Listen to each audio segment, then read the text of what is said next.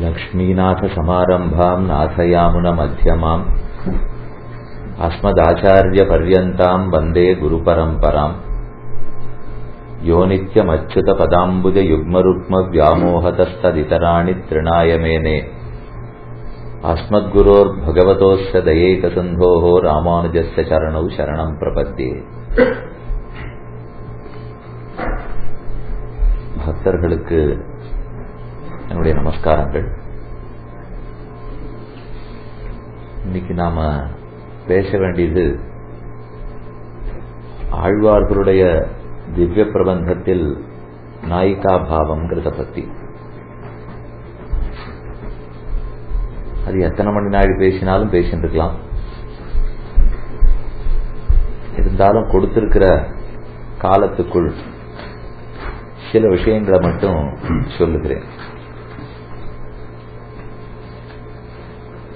ஆழ்வார்கள் பல ஆயிரம் வருஷங்களுக்கு முன்னாடி அவதரித்தவர்கள். அதிலே தலைவராக நம்மாழ்வார் இருந்தார். இவர்கள் 12 பேருக்குள்ளே ஒருத்தி ஆண்டாள் மட்டும்தான் பெண்ணாக பிறந்தவள். மற்ற எல்லா ஆழ்வார்களுமே புருஷர்கள் தான். ஆனா அவர்களுக்குள்ள எப்படி நாயிகா பாவத்துல பாசுரம் வந்தது, அவர்கள்லாம் எதற்காக பெண் பாவனையில பாடினார்கள்ங்கிறது ஒரு முக்கியமான விசாரம். அது ஏன்னு தெரிஞ்சுக்கிறது ஒரு பக்கம் இருக்கட்டும். ஆனா அந்த பாசுரங்கள் எவ்வளவு நன்னா இருக்கு, அது எவ்வளவு அனுபவிக்கிறாப்புல இருக்குங்கிறது தான் இன்னும் நமக்கு முக்கியம். பொய்கை ஆழ்வார், பூசத்தாழ்வார், பேயாழ்வார், திருமழிசை ஆழ்வார், நம்மாழ்வார், குலசேகராழ்வார், பெரியாழ்வார், தொண்டரடிப்பொடி ஆழ்வார், திருப்பாணாழ்வார், திருமங்கை ஆழ்வார், இவா 10 ஆழ்வார்கள். இதுல நம்மாழ்வாருக்கு ஒரு சிஷ்யர் இருந்தார், மதுரகவி ஆழ்வார்னு பேர். பெரியாழ்வாருக்கு ஒரு பெண் பிறந்தாள். ஆடி மாசம் பூர நட்சத்திரத்திலே சிவில்லிபுத்தூரில் ஆண்டாள்னு திருநாமம். ஆக மொத்தத்துல 12 பேர். இதிலே ஒருத்தி மட்டும்தானே பெண்ணாக பிறந்தாள். அப்ப மற்ற எல்லா ஆழ்வார்களும் ஆண் தானே, அப்படியே பாசுரங்களை பாடுறதானே நமக்கு தோணும். ஆழ்வார்கள் லோகத்தில் பரப்ப வந்தது பக்தி நெறியை. பக்திங்கிறது முதல்ல 2 நிமிஷம் அது என்னதுன்னு சொல்றேன். அதுக்கு எப்படி நாயிகா பாவம் தேவைப்படுறது, அதனாலதான் ஆழ்வார்கள்லாம் அதை ஏறிட்டு கொண்டார்கள்ங்கிறத பார்க்கலாம். பக்திங்கிறது ஞானத்தினுடைய ஒரு பக்குவமான நிலை. பல சமயங்களில் பக்தி முற்றித்தான் ஞானம்னு நாம நினைச்சிட்டு இருப்போம். அப்படி அல்ல. ஞானம் முற்றினால்தான் பக்தியே பிறக்கும். பக்திச்ச ஞான விசேஷா அப்படின்னு அதை விளக்குகிறார்கள்.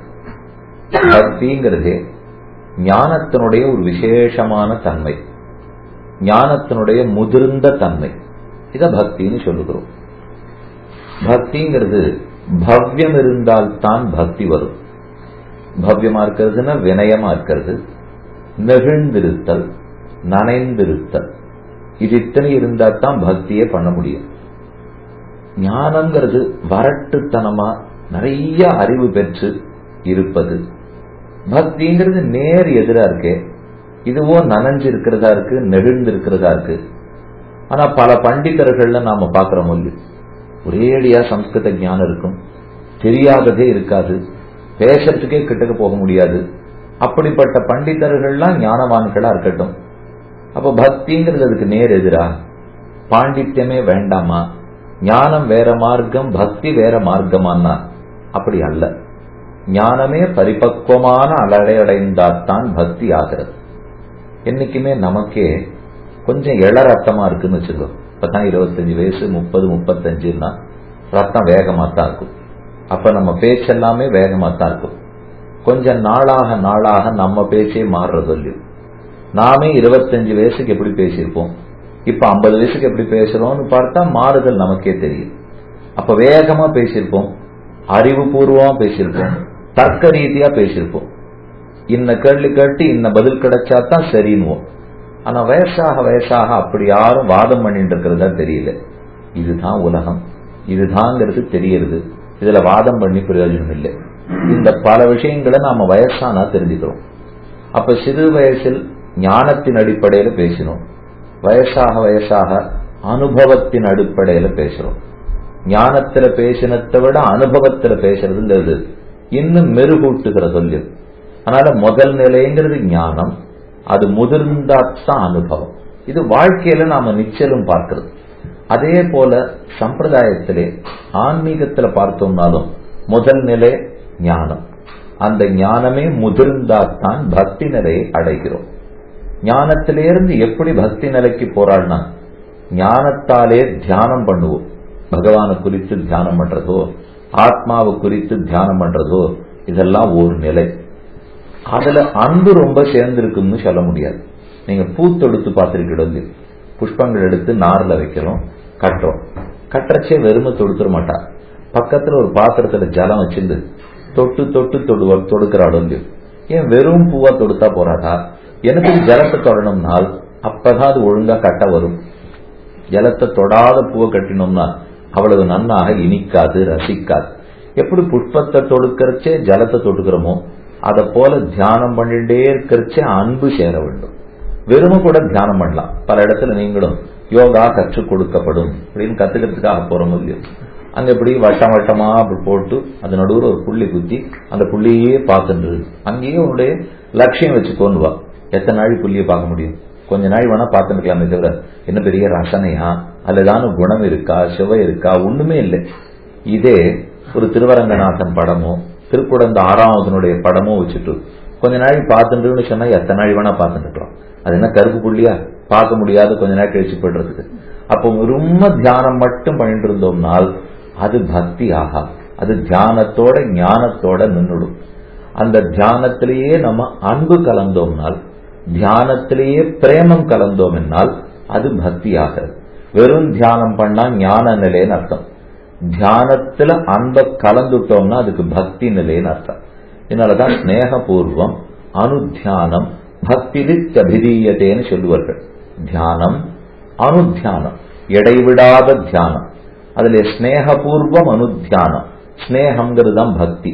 ஸ்நேகத்தோட கூடியிருக்கிற தியானத்தை பக்தின்னு சொல்லுகிறார்கள். அப்ப ஞானம், ஞானத்தோட ஸ்நேகத்தை கலக்கணும். கலந்தா அது பக்தி ஆகிறது. இந்த ஸ்நேகத்தை எப்ப கலக்கிறது? அதுக்கு ஒரு வயசு வரணுமே. சாதாரணமா சின்ன வயசுலயே அதை கலந்துட முடியறதா? அப்ப நமக்கு திமிர் கொண்டாலொத்து நிற்கும் இருப்போம். இன்னும் நாடி நரம்புல சக்தி இருக்கு, ரத்தத்துல ஓட்டம் அதிகமா இருக்கு, நிறைய வாழ்க்கையில படலை அடிபடலைன்னு வச்சுருந்தோம். அப்ப ஞான நிலையில நன்னா பேசுறதுக்கு தோணும். அது முதிர முதிரத்தான் பக்தி நிலையை நாம் எட்டுக்கிறோம். ஆகையாலே ஞானம் கனிந்துதான் பக்தியே தவிர பக்தி முத்தி ஞானம் அல்ல. அதற்காகத்தான் விஷயத்தை தெரிவிக்க வந்தேன். இது கீதையிலேயாகட்டும் புராணங்களிலேயாகட்டும் ஞானம் கனிந்த நலமான பக்தியை பேண வேணும்னு சொல்லுவார்கள். சரி, அப்போ பக்திங்கிறது ஞானம் இல்லாம இல்லையோ இல்லையோ, ஞானம் இருந்தாத்தான் மேல பக்தியை பிறக்கும். வெறும் ஞானத்தோட நின்றுட்டாலும் முக்தி கிடைக்காது. ஞானம் இல்லாமல் வெறும் பக்தி மட்டும் பண்ணணும்னாலும் பண்ணவே முடியாது. ஞானம் இருந்திருந்தாத்தான் பக்தியே வரும். அப்ப ஞானம் தேவை, பக்தி தேவை. இல்ல பக்திக்கே போகாம ஞான நிலையிலேயே நின்னுடுறேன்னு சொன்னா அப்பவும் முக்தி கிடைக்கிறது இல்லை. அப்ப ஞானம் பக்தி இந்த ரெண்டும் கலந்ததுதான் நமக்கு முக்தி கொடுக்கிறது. இதுக்கு பக்தி ரூபாபன்ன ஞானம்னு பேர். இதத்தான் உபாசனம் உபாசனம்னு உபனிஷத்திலே சொல்லுவார்கள். உபாசனம் பண்றாருன்னு சொல்ற போது அது வெறும் தியானம் பண்றாருன்னு அர்த்தம் அல்ல. தியானமும் பிரேமமும் சேர்ந்தால்தான் உபாசனமே பண்ண முடியும். அப்ப ஆறும் உபாசன மார்க்கத்தாலே தான் மோட்சம் போக வேணும். ஆணா இருந்தாலும் அப்படித்தான், பெண்ணா இருந்தாலும் அப்படித்தான், யாருமே அப்படித்தான். ஆனா இந்த நிலை யாருக்கு நன்னா வரும்னு யோசிப்பாருங்க. ஆணுக்கு இந்த நிலை சுலபமா வந்துருமா, இல்ல பெண்ணுக்கு இந்த நிலை சுலபமா வருமானா அவரவர்களுக்குன்னு சில உடல் ரீதியான மன ரீதியான எண்ணங்கள் ஓட்டம் இருக்கும் இல்லையா. ஆணின் எண்ண ஓட்டம் ஒரே மாதிரி இல்லை, பெண்ணோட எண்ண ஓட்டம் அதே மாதிரி இல்லை. பெண்களுக்குள்ளேயே ஒத்தத்தருடைய எண்ண ஓட்டம் மாறுபடுறது, ஆண்களுக்குள்ளேயே மாறுபடும். ஒருவேளை ஆண்கள் எல்லாம் ஒரே எண்ண ஓட்டம், பெண்கள் எல்லாம் ஒரே எண்ண ஓட்டம்னு வச்சுங்க, அதுக்குள்ள நிறைய வித்தியாசம் இருக்கும். அநேகமா ஆண் பேசுறது ஞான பாவனையோட தான் இருக்கும், அநேகமா பெண் பேசுறது பிரேம பாவனையோட தான் இருக்கும். ஒரு குழந்தைகிட்ட நடந்துக்கிற விதமே பார்ப்போமே. அப்பா பொண்ணோ பிள்ளைகிட்ட எப்படி நடந்துப்பார், அம்மா பொண்ணு பிள்ளைகிட்ட எப்படி நடந்துப்பாள்னு பார்த்தாலே ஒன்னு ஹிதத்தை குறித்தும் ஒன்னு பிரியத்தை குறித்தும். நம்ம வாழ்க்கையில ரெண்டு உண்டு, பிரியம்னு ஒண்ணு, ஹிதம்னு ஒண்ணு. ஹிதம்னா எனக்கு நல்லது, எது நல்லதோ அது ஹிதம். பிரியம்னா எனக்கு பிடிச்சது. இந்த ரெண்டும் ஒன்னா இருக்கணுங்கிற அவசியமே இல்லை. எனக்கு நன்னா இருக்கணும்லாம் பிடிச்சிருக்கணுங்கிற தேவையில்லை, எனக்கு பிடிச்சதெல்லாம் நல்லதுங்கிற அவசியமும் இல்லை. எனக்கு எத்தனையோ விஷயம் பிடிக்கும், அதெல்லாம் சாப்பிடக்கூடாது எனக்கு பிடிச்சிருக்கு, இது சாப்பிட்டா ரொம்ப நன்னா இருக்கு தொண்டையிலேன்னா சாப்பிடலாமா, எது கூடாதோ அது கூடாதுதான். நன்னா இருக்கிறதெல்லாம் பிடிக்குமா, வேப்பம் கொழுந்து ரொம்ப நல்லது, உடம்புக்கு நல்லதுதான், சாப்பிடுன்னு யார் சாப்பிடுவா? அதுக்கு வயசு வந்துருக்கு பாருங்க. இப்ப நானே பாகக்காய 16 வயசுல சாப்பிடுன்னு எங்க அம்மா சொல்லச்சே வேண்டாம்ட்டேன். இன்னைக்கு 45 வயசுல அதான் உடம்புக்கு நல்லது சாப்பிடுன்னு சரிங்க. அப்ப அப்படி சொன்னீரே இப்ப இப்படி சொன்னீரேன்னா அது ஞானம், இது பிரேமம். அந்த ஞான தசை மாறிடுது. இனிமே வாதம் பிரதிவாதங்களுக்கு எல்லாம் இடம் இல்லை. அப்ப ஒரு நிலை மாறி நாம இந்த நிலையை அடைகிறோம். ஆகையாலே தான் ஞானங்கனிந்த நலமான பக்திக்கு ஏற்றம். அந்த நிலையிலேயே பிரியம் ஹிதம்னு ரெண்டு பார்த்தோம். ஹிதம்ங்கிறது நமக்கு நல்லது, பிரியம்ங்கிறது நமக்கு பிடித்தமானது. அநேகமா நல்லதேதோ இந்த பிள்ளை இப்படி வரணுமேங்கிறத பத்தியே தான் அப்பா பேசுவார். இப்படியே கையில பெரம்ப வச்சுட்டே பேசியிருந்தா பிள்ளை முன்னுக்கு வரவே போறது இல்லை. அதுக்கு பிடிச்சதையும் கொடுத்தா தான் அது முன்னுக்கு வரும். இது அம்மா பேசுவாள். சரி, பிடிச்சதையே கொடுத்திருந்து எனக்கட்டே போடும் பிள்ளை, பெரம்பும் கையில வச்சுக்கணும், இது அப்பா பேசுவார். அப்ப இவர் பேச்சு அவர் பேச்சு ரெண்டு சேர்த்து ஒரு பிள்ளையை வளர்க்கறது இல்லையோ. எப்படி பிரியம் ஹிதம்னு ரெண்டு தாய் தகப்பனார் இடத்துல பார்க்கிறோமோ அதே போல அதையே கொஞ்சம் இழுத்து வச்சு பாருங்கோ. பிரியத்தையே பிரேமமாக்கிங்கோ, ஹிதத்தையே ஞானமாக்கிங்கோ. அப்ப ஞானத்தால பேசுறாள்னா அநேகமா ஆண் பேச்சாக இருக்கும், பிரேமத்தோட பேசுகிறோம்னா பெண் பேச்சாக இருக்கும். இது லோகத்துல கண்கூடா நாம பாக்குறது. இதையே தான் ஆழ்வார்களும் பின்பற்றினார்கள். எப்பப்பெல்லாம் தங்களுக்கு ஞானம் அதிகரிக்கிறதோ பகவான் புருஷோத்தமன், அவன்தான் முழுமுதற் கடவுள், ஜெகத்துக்கு காரணம், படைக்கிறவர், காக்கிறவர், அழிக்கிறவர், இது முக்கிய மோட்சம் கொடுக்கிறவர்னு என்னென்னலாம் தோன்றதோ இதெல்லாம் ஞானத்தின் அடிப்படையில் சம்ஸ்கிருத வேதாந்தத்தின் அடிப்படையில் தோன்றுவது. அது அத்தனைக்கும் ஆழ்வார்கள் ஆணாகவே பாடிடுவார்.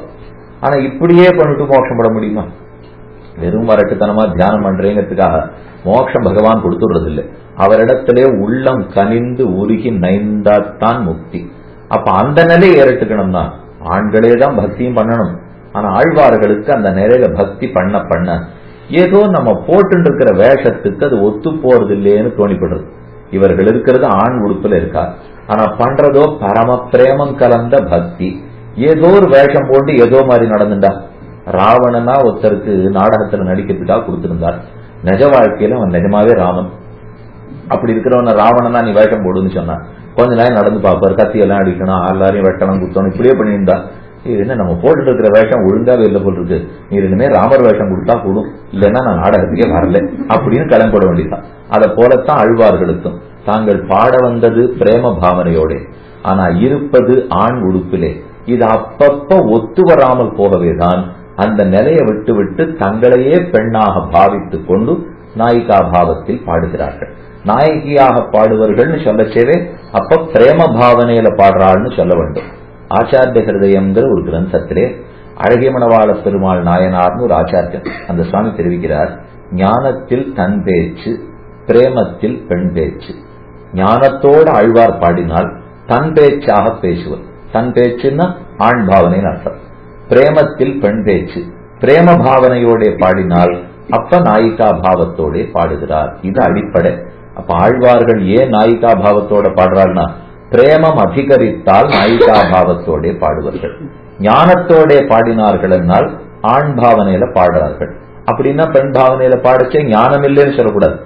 ஞானம் முதிர்ந்துதான் பிரேமம்னு இப்பதான் சொல்லியிருக்கேன். ஞானம் முதல் நிலை, அது முற்றத்தான் பக்தி நிலையை ஆழ்வார்கள் அடைவார்கள். இதுல நம்மாழ்வார் நாயிகா பாவத்துல பாடியிருக்கார், திருமங்கை ஆழ்வார் நாயிகா பாவத்துல பாடியிருக்கார். 10 ஆழ்வார்களும் பாடவில்லை. முதல் 3 ஆழ்வார்களிடத்தும் நாயிகா பாவம் இல்லை, ஆண் பாவனையோட மட்டும்தான் பாடியிருக்கார்கள். திருமழிசை ஆழ்வார் ஒருவேளை ஓர் பாசரம் நாயிகா பாவத்தோட பாடினாரோன்னு சந்தேகம். அவர் 2 பிரபந்தம் பாடியிருக்கார், அதுல ஒரே ஒரு பாட்டு மட்டும் இருக்குமோன்னு அதுவும் ஆராய்ச்சியாளர்கள் இல்லேன்னு முடிவு பண்ணிட்டார்.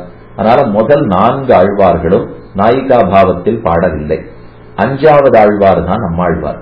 வைகாசி மாசத்தில் விசாக நட்சத்திரத்தில் ஆழ்வார் திருநகரி, திருக்குருவூர்னு திருநெல்வேலிக்கு பக்கத்துல திவதேசம், அந்த இடத்துலதான் நம்மாழ்வார் திருவதாரம் பண்ணினார். உண்டோ வைகாசி விசாகத்து கொப்பொரு நாள், உண்டோ ஷடகோப கொப்புருவர், உண்டோ திருவாய்மொழி கொப்பு தென் குருகை குண்டோ ஓர் பாரதனில் ஒக்குமூர். ஆழ்வார் திருநகரிக்கு நிகர் அந்த ஊர் தானா, வைகாசி விசாகத்துக்கு நிகர் அந்த நட்சத்திரம் தானா, நம்மாழ்வாருக்கு நிகர் அவர் தானா, அவர் பாடின திருவாய்மொழிக்கு நிகர் அதே பிரபந்தம் தானா. அவர் உயர்த்தியா பாடியிருக்கார் நம்மாழ்வார். அவரிடத்திலேதான் நாயிகா பாவத்தை முழுமையோட நம்மால பார்க்க முடியும். நாயகியாகவே தன்னை நினைச்சிருந்து 10 பசுரங்களாக பாடுகிறார். திருவாய்மொழிங்கிற உயர்ந்த பிரபந்தம் நம்மாழ்வார் பாடினது. அவசியம் எல்லாரும் அது வாசிக்க வேண்டிய பிரபந்தம். ஆழ்வார் 4 பிரபந்தம் பாடியிருக்கார். திருவிருத்தம், திருவாசிரியம், பெரிய திருவந்தாதி, திருவாய்மொழின்னு 4.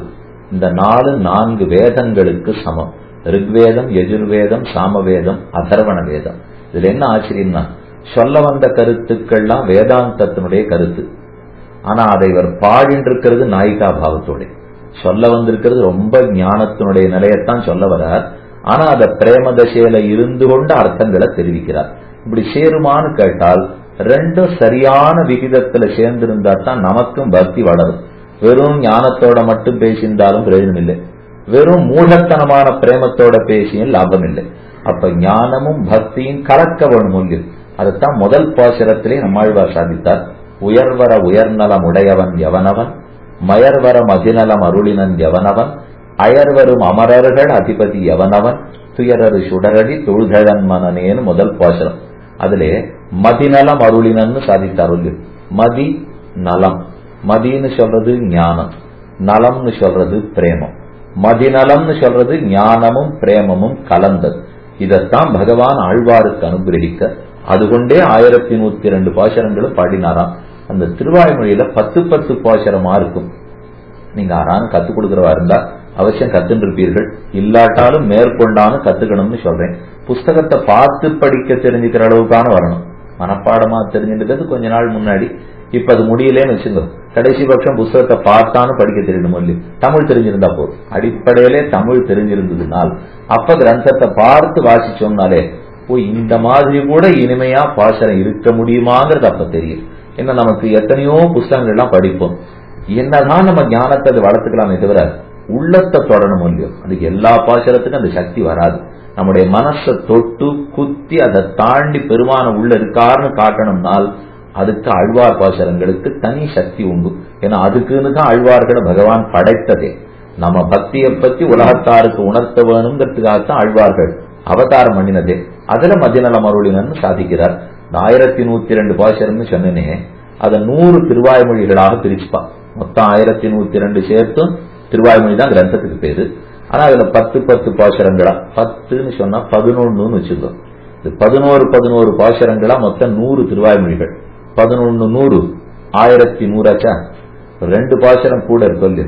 ஏன்னா கேசவன் தமர் கீழ்மேல் யமரேள் எழுகிறப்பும் மா சதிருகு பெற்று நம்முட வாழ்வு வாய்க்கின்னவான்னு ஒரு 10 பாசுரம் 2ஆம் பதிகத்திலே 2ஆம் பத்துல பாடியிருக்கார். அதுல மட்டும் 11 பாசுரத்துக்கு பதில் 13 பாசுரம் இருக்கு. எப்பவுமே 10 பாசுரம் பாடுவார். 10ஆம் பாட்டு வரைக்கும் தான் சொல்ல வந்தது சொல்லுவார். 11ஆவது பாசுரத்திலே நான் தான் நம்மாழ்வார், நான் தான் திருக்குருகூர்ல பிறந்தேன், நான் தான் 1000க்குள்ள இந்த 10 பாசுரத்தை பாடியிருக்கேன், இந்த 10 பாசுரத்தை யாரு சொன்னாலும் இந்த பலம் கிடைக்கும் அப்படின்னு பலஸ்ருதி பாசுரம்னு சொல்றோம் இல்லையோ, அதைத்தான் கடைசி பாட்டுல வச்சிருவோம். இந்த ஒரு பதிகத்துல மட்டும், இந்த கேசவன் தமர்ல மட்டும் அதுக்கு 12 திருநாம பாடல்னு பேர். கேசவாதி துவாதச நாமங்கள்னு கேள்விப்பட்டிருக்கு. கேசவ, நாராயண, மாதவ, கோவிந்தா, விஷ்ணு, மதுசூன, திருவிக்கிர, வாமன, ஸ்ரீதர, ரிஷிகர், பத்மநாப, தாமோதரான்னு சொல்லுகிற மூலியம். அந்த 12 திருநாமத்துக்கும் 12 பாட்டு பாடிட்டார். அதுக்கப்புறம் தாம் பாடினே ஒரு பாட்டுல சொல்லணும் இல்லையோ. அப்ப 12 1 13 போச்சு. இப்ப 11க்கு பதில் 13 பாசுரம் ஆயிடுத்து. ஏற்கனவே 1100 பார்த்தோம். அதோட கூட 2 சேர்த்து 1102 பாசுரங்கள். இது திராவிட வேத சாகரம்னு சொல்லுவார்கள். சாந்தோக்கிய உபனிஷத்துக்கு சமமான பாசுரம். சாமவேதத்துல என்னென்ன கருத்துக்கள் உண்டோ அதத்தனையும் தெள்ளு தமிழிலே இனிமையான தமிழ நம்மாழ்வார் கொடுத்தார். இந்த சம்பிரதாயத்துக்கு உபய வேதாந்தம்னு பேர். எங்களுக்கெல்லாம் பேர் போட்டா பாருங்க, ஸ்ரீ உவே அப்படின்னு போட்டாலும் ஸ்ரீமத் வேதமார்க்க பிரதிஷ்டாபனாச்சாரிய உபய வேதாந்தாச்சாரிய உபய வேதம்னா சம்ஸ்கிருத வேதம், திராவிட வேதம். சம்ஸ்கிருதமும் கற்றிருக்க வேண்டும், தமிழும் கற்றிருக்க வேண்டும். உபனிஷத்துக்கள் சம்ஸ்கிருத வேதம் வேதாந்தம், அதே ஆழ்வார் பாசுரங்கள் திராவிட வேதம் வேதாந்தம். இந்த ரெண்டையும் நாம ரெண்டு கண்களாக கொள்ள வேண்டும். ரெண்டு கண் இருந்ததுன்னா விஷயத்தை நல்லா பாக்குற முடியும். ரெண்டு கண் இருக்குங்கிறதுக்காக வஸ்து ரெண்டா தெரியலாமா? அது ஒன்னாத்தான் தெரியணும். இந்த கடிகாரத்தை நான் பாக்குறேன்னா ரெண்டு கண்ணால பார்த்தாலும் மணி ஒன்னாத்தான் தெரியணுமே தவிர ரெண்டு காட்டுச்சுன்னு வச்சுங்க, ஒரு ரெண்டு கண் இருக்கிறதுக்காக ரெண்டு தெரியக்கூடாது, வைத்திய இடத்துல தான் போகணும்.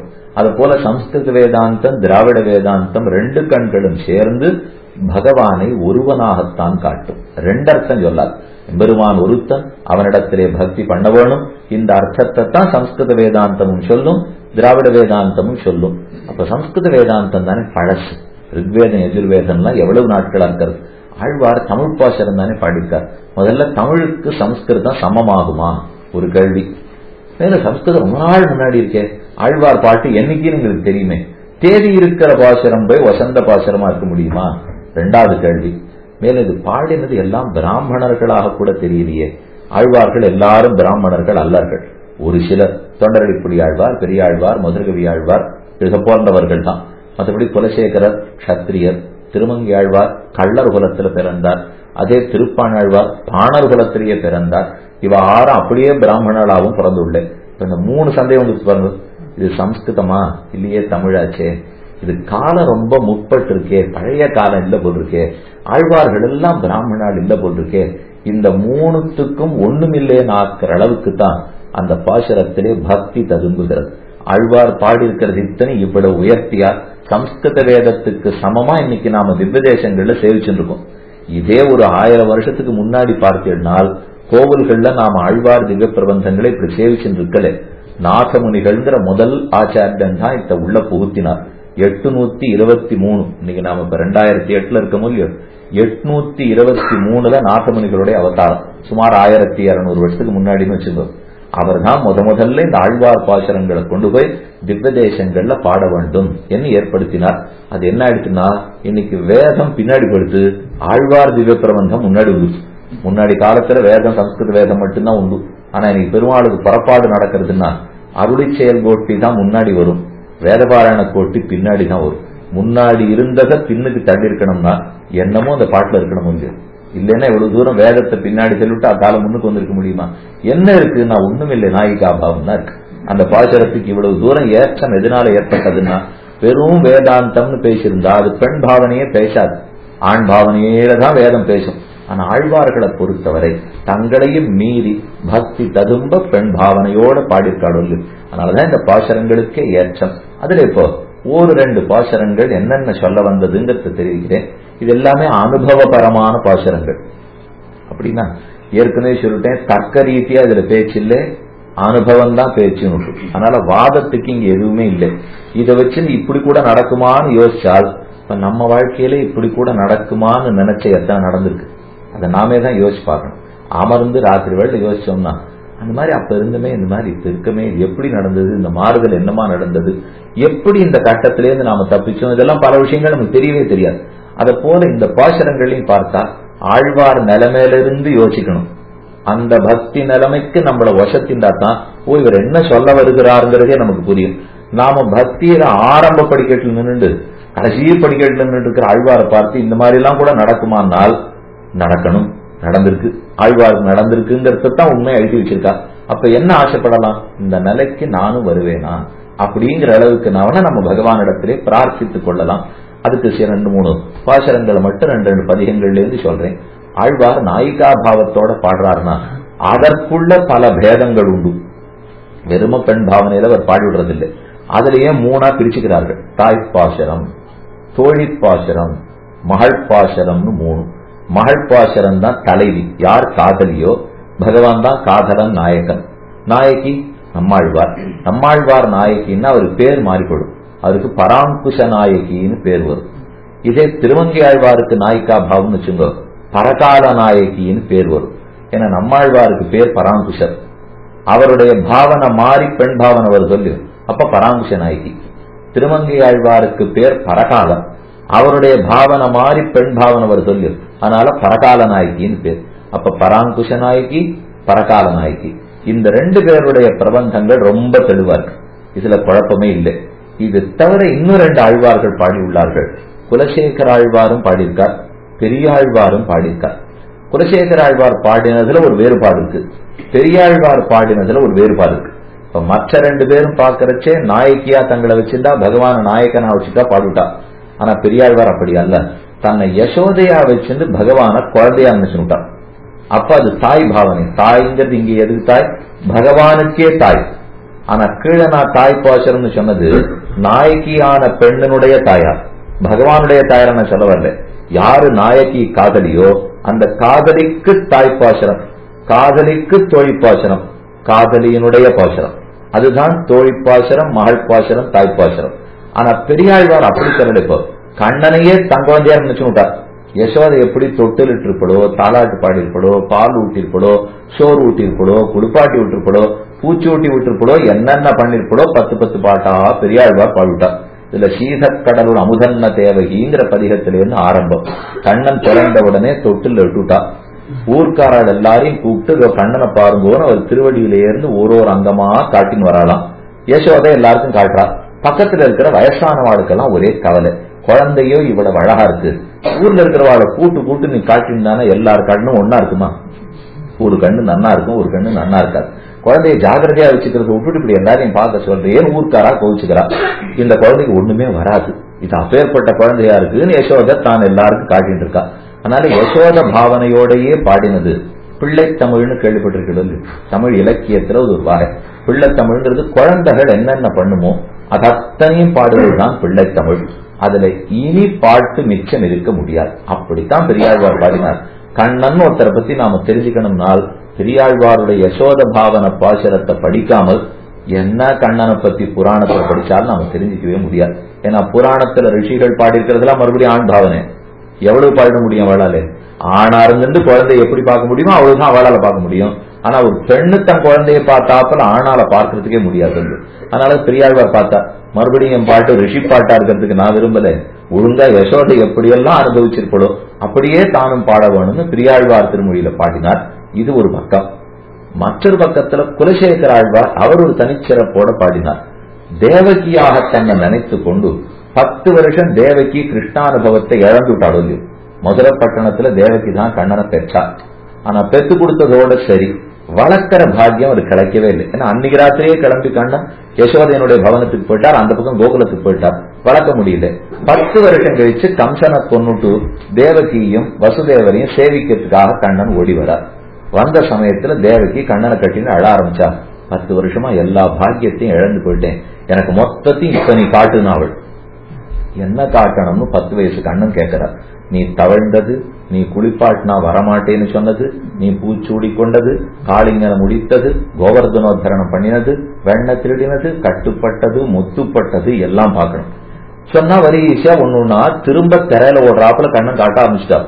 10 வருஷமா கோகுலத்தான் என்னென்ன அனுபவம் கொடுத்தானோ அதத்தனையும் தேவகி காட்டின்னு வரார். அப்போ கேட்கிறார், நீ பால் உண்டாயாமே, அத நான் இப்போது என் இடத்துல நீ பால் உண்ணு நீ காட்டணும்னு சொன்னார்.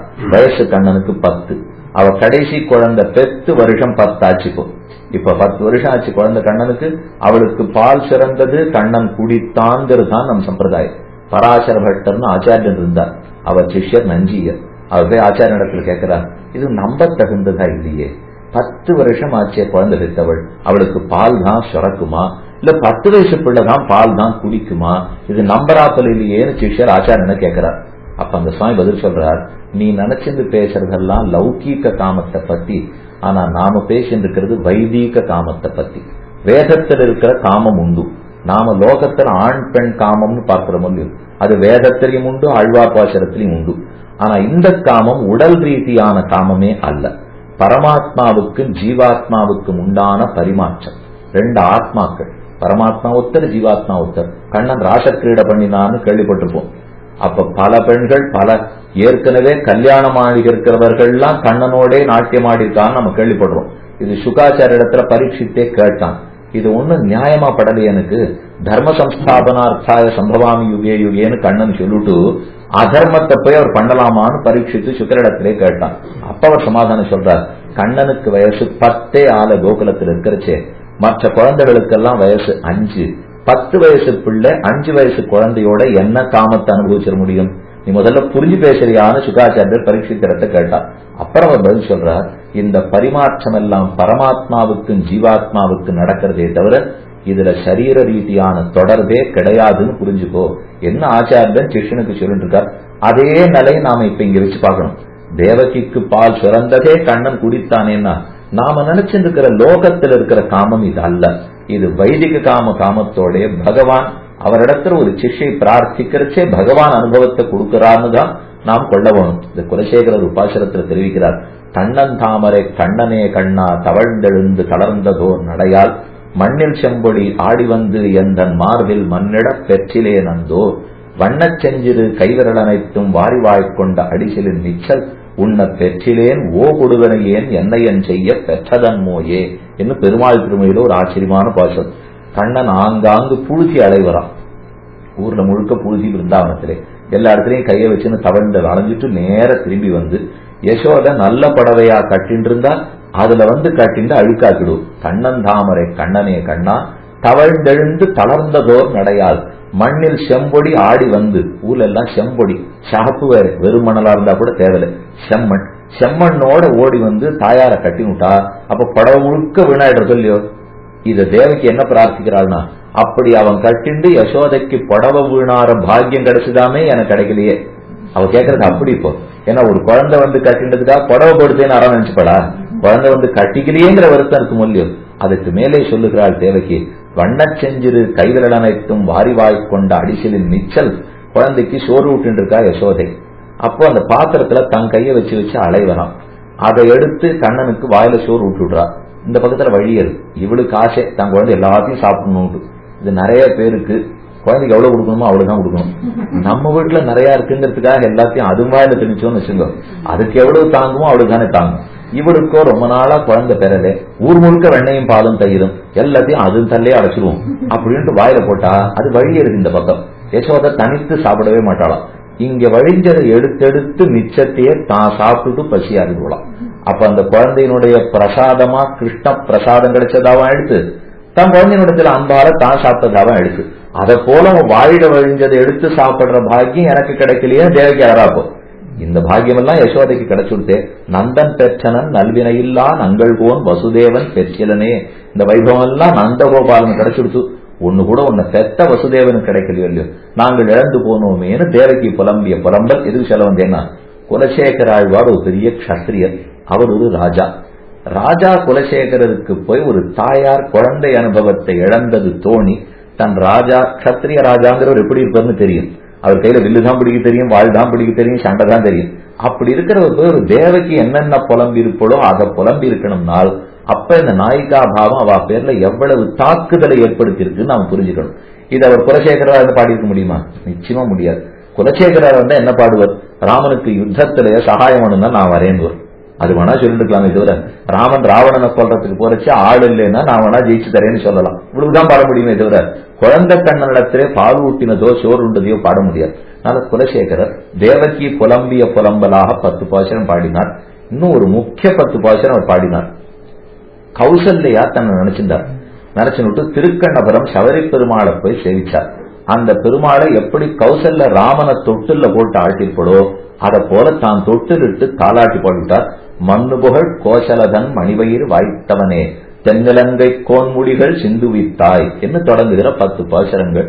சுற்றமெல்லாம் பின்தொடர தொல்கானம் அடைந்தவனே, அற்றவர்கள் கருமருந்தே அயோத்தி நகர் கதிபதியே, கற்றவர்கள் தாம் வாழும் கணபுரத்தின் கனிபடியே, சித்தவதன் சொல்கொண்ட ஸ்ரீராமா தாலேலோ இன்னும் 10 பாசுரங்களையும் தாலேலோ தாலேலோன்னு பாடினார். இதுவும் தாய் பாவனை. ஆனா இந்த தாய் பெரியாழ்வார் தாய் பாவனே யசோதையா, ஆனா இந்த இடத்துல இவருடைய தாய் பாவனே கௌசல்யா.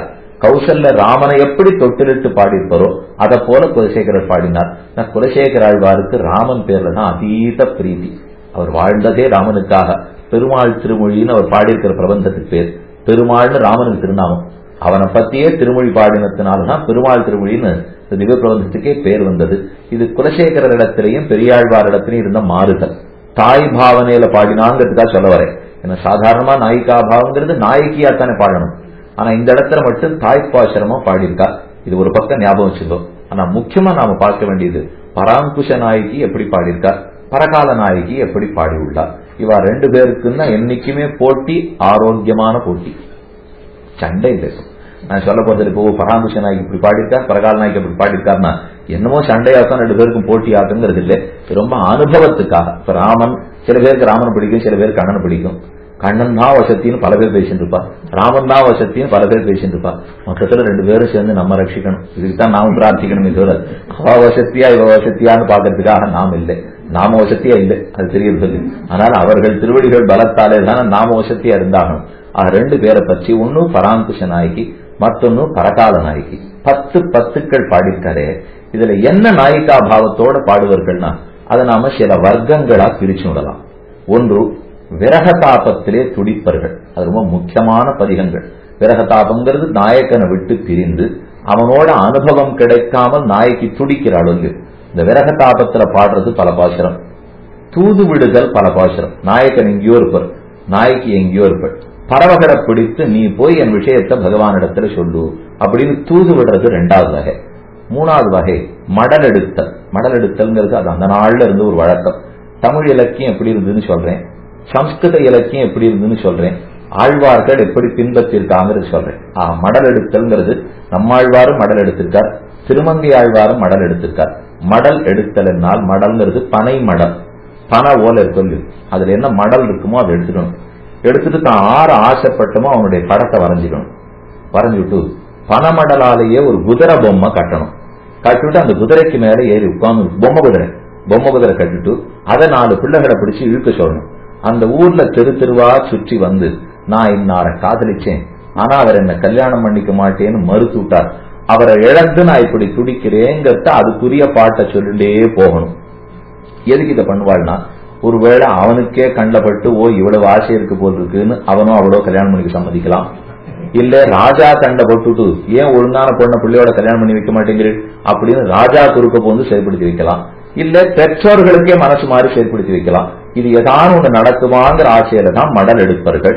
இந்த மடல் எடுக்கிறத நம்மாழ்வாரும் மடல் எடுத்திருக்கார், திருவங்கி ஆழ்வாரும் மடல் எடுத்திருக்கார். இவர் பிரபந்தம் அவர் பிரபந்தம் ரெண்டுமே சொல்றேன். அப்ப விரகதாபத்துல பாடுவது, தூது விடுவது, மடல் எடுப்பது, அடுத்து அனுகாரம் பண்ணுவது. அனுகாரம்னா பகவான் இருக்க மாட்டார், ஆனா அவர் இல்லைங்கிற ஆற்றாமைய தனிச்சுக்கணும். இல்லையா, விரகதாபத்தை தனித்துக் கொள்றதுக்கு என்ன பண்ணலாம், அவர் இருக்கிறாப்பிலேயே நினைச்சுக்கிறது. அப்ப பாட்டு அவர் பக்கத்துல இருக்கிறாப்பிலேயே நினைச்சுட்டு பாடுவா. இன்னும் ஒருபடி மேல போச்சுன்னா தாங்களையே அவனா நினைச்சுட்டு பாடுவா. நானே தான் பகவான் நினைச்சுக்கிறது, அவர் என்னென்ன கேட்டுத்தெல்லாம் பண்ணிருக்கிறோ அதெல்லாத்தையும் தானே பண்றதா நினைச்சுக்கிறது. இதுக்கு அனுகாரம்னு பேர்.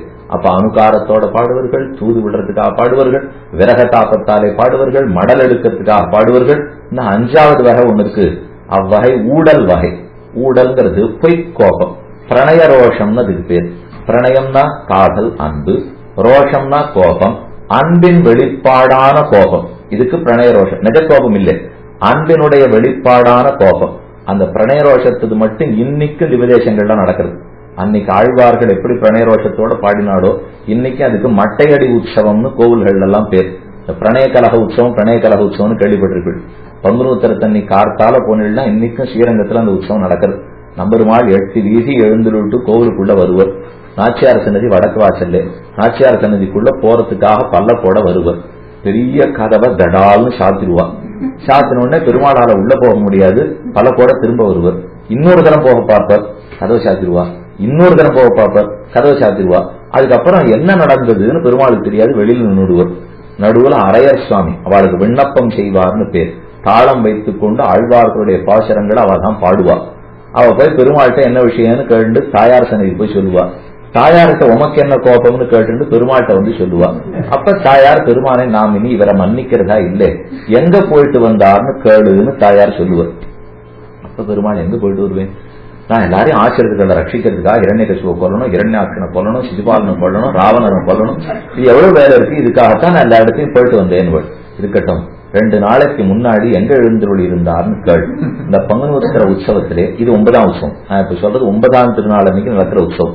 6ஆம் திருநாள் அன்னைக்கு பக்கத்துல உறையூர்னு திவதேசம், ஸ்ரீரங்கத்துக்கே பக்கத்திலே நிச்சுலாபுரி, உறையூர் கமலவல்லி நாச்சியார்னு கேள்விப்பட்டிருக்கு. ரொம்ப ஆச்சரியமான திவதேசம். உறையூரை பத்தி இன்னொரு சிறப்பு, திருப்பாணாழ்வாருடைய அவதார ஸ்தலம். திருப்பாணாழ்வார் கார்த்திகை மாசத்தில் ரோகிணி நட்சத்திரத்தில் அவதரித்தார். அவர் பிறந்ததே உறையூர் திவ்யதேசத்திலே தான். இந்த உறையூருக்கு நாச்சியாரோட சேர்த்திக்காக இவர் போயிருப்பார்.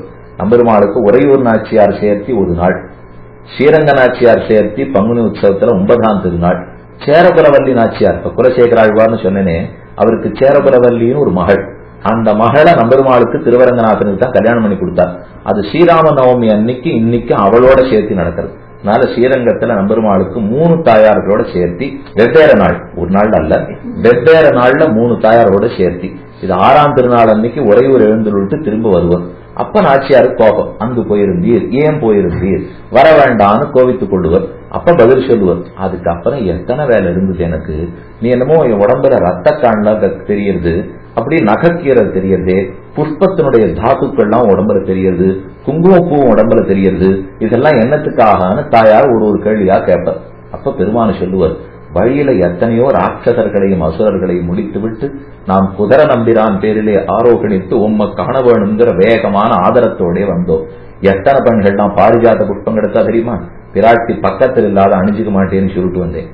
எத்தனை பேர் குங்குமப்பூ சமர்ப்பித்தா தெரியுமா, அவள் இல்லாம நான் அலங்காரமே பண்ணிக்கிறது இல்லையேன்னு சொல்லிட்டு வந்தேன். அப்படி இருக்கிறச்ச உமக்கு இந்த கோபம் கூடுமோ, ஏன் கண்ணு செவந்திருக்குன்னு கேட்டீரே, 2 நாட்களாக ராட்சசர்களோட யுத்தம் புரிஞ்சிருக்கேன், கண்ணு செவந்தது, உண்மையும் உன் குழந்தைகளை ரட்சித்தத்தானே இவ்வளவு பாடு நாம் பட்டோம் என்று தான் பண்ணினது எல்லாத்தையும் பெருமாள் சொல்லுவர்.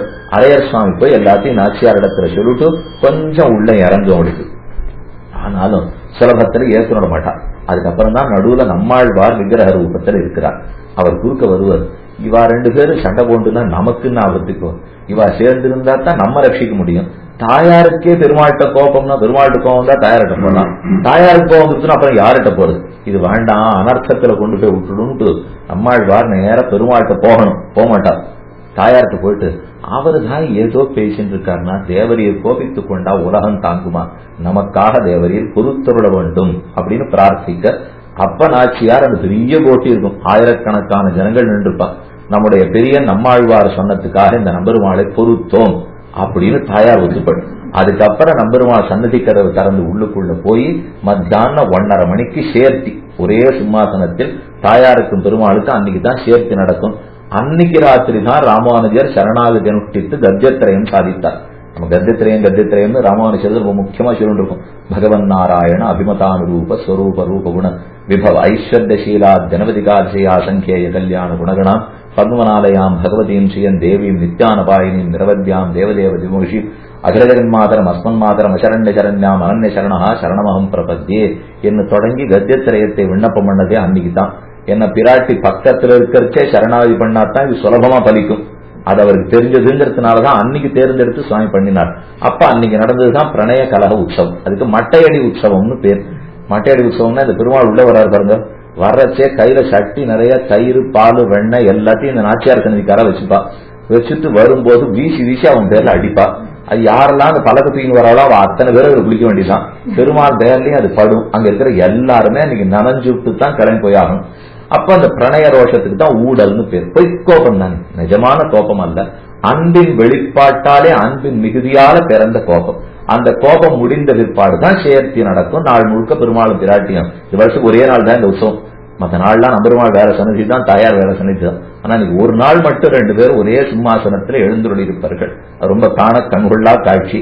சேவிக்காதவர் பங்குனி மாசம் போனிடுனா அவசியம் அதை சேவிச்சுட்டு வரலாம். எத்தனையோ விஷயத்துக்காக போறோம். ஒரு தரம் பங்குனி உத்தர சேவிக்கிறதுக்காக போகணும். திருவங்கியாழ்வார் வேடுபரி உற்சவமும் சேவிச்சுக்கலாம், பங்குனி உத்தர உற்சவமும் சேர்த்து சேவித்துக் கொள்ளலாம்.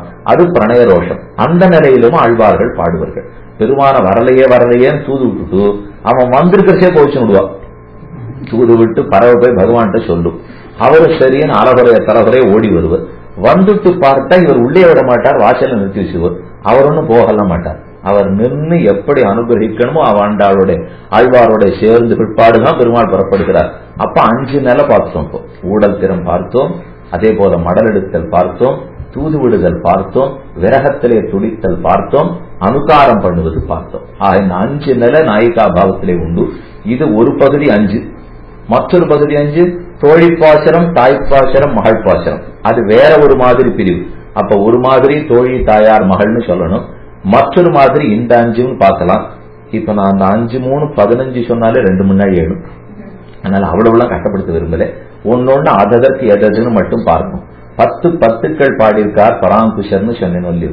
அதில் தூது விடுதலுக்குன்னு 4 பதிகங்கள் பாடினார்.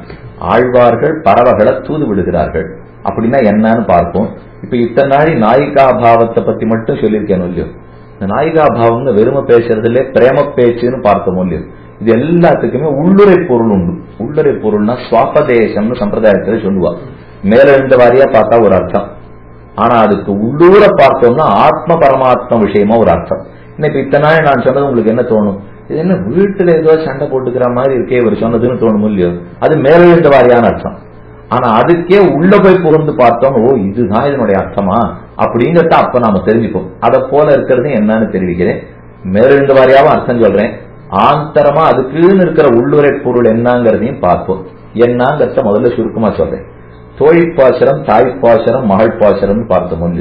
இதுல மகள் எப்ப பாடுவள்? விரகத்துல பாடுவள். உடனே நாயக்கனை அடைஞ்சுதான் தீரணுங்கிற துடிப்பு இருந்தா மகள் பாட போறா. தாயார் என்ன சொல்லுவள்? மகளே இது உனக்கு ஆகாது. எந்த தாயாரா இருந்தாலும் அதுன்னு சொல்ல போறேன். இது எப்ப துடிக்கும் போது மகளே இது என்னத்துக்கு உனக்கு, அவசரப்படாதே, ஆடி இரு, தாயே நல்ல கல்யாணமா நடக்கும், இது அவ சொல்ல போறா.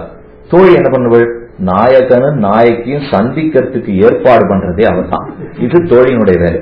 அப்ப தோழி பாசரம், தாய்ப்பாசரம், மகள் பாசரம். மகள் பகவானை அடைந்தே ஆக வேண்டும்ங்கிற பதற்றப்படுமவள். தோழி பகவானை சந்திப்பதற்கு சம்பந்தத்தை ஏற்படுத்தி வைக்குமவள். தாயார் ஆறு இரு, அவசரப்படாதேன்னு சமாதானம் சொல்லுபவள்.